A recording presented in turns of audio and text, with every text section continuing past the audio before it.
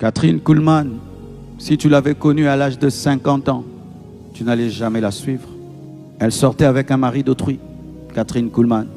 Un homme avait divorcé pour de mauvaises raisons. Elle aussi, elle divorce. Elle va vivre avec cet homme-là. Catherine Kuhlman. Elle était évangéliste. Elle servait Dieu, elle prêchait bien. Et sur son chemin, le diable a mis quelqu'un, un homme beau. Elle est tombée amoureuse de cet homme. Tellement amoureuse de cet homme qu'elle a oublié ses principes, qu'elle a oublié la parole. Les gens l'avaient rejetée. C'est fini pour elle. Mais sur ce chemin du péché, de la culpabilité, Jésus ne l'a jamais abandonnée. Et Jésus la cherche, l'a cherché, l'a cherché. Celui que tu rejettes, Dieu le cherche.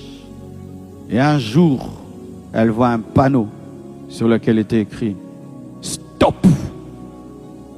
Et le Saint-Esprit utilise ce stop pour parler à Catherine et lui dit « Tu dois t'arrêter maintenant, choisis ». Elle se répand, elle se sépare de ce mari d'autrui. Une onction exagérée tombe sur elle. Elle devient l'une des femmes les plus utilisées dans l'histoire de l'Église. Et aujourd'hui, presque toutes les femmes veulent être des Catherine Kuhlman. Mais si tu l'avais rencontrée à 49 ans, tu allais la tuer. Alors que de là, une grande servante de Dieu allait sortir et qu'elle allait se repentir un jour. Ne soyez pas les professionnels à répandre les péchés des autres.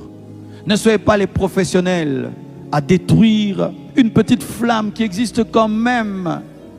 Car même un médecin, vrai médecin, même s'il voit un malade mourant, probabilité 99% de chance de mort. S'il y a 1% de survie, un vrai médecin se bat. Et ils ont sauvé des gens comme ça. Si les médecins peuvent faire ça, et alors nous les chrétiens,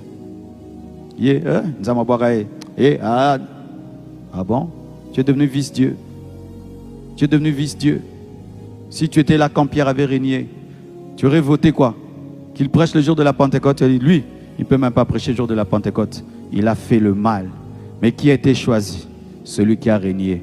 Celui qui devait prêcher. Parce que Dieu voulait fouetter Satan au travers de la personne qu'il a régné. Que Dieu te bénisse abondamment.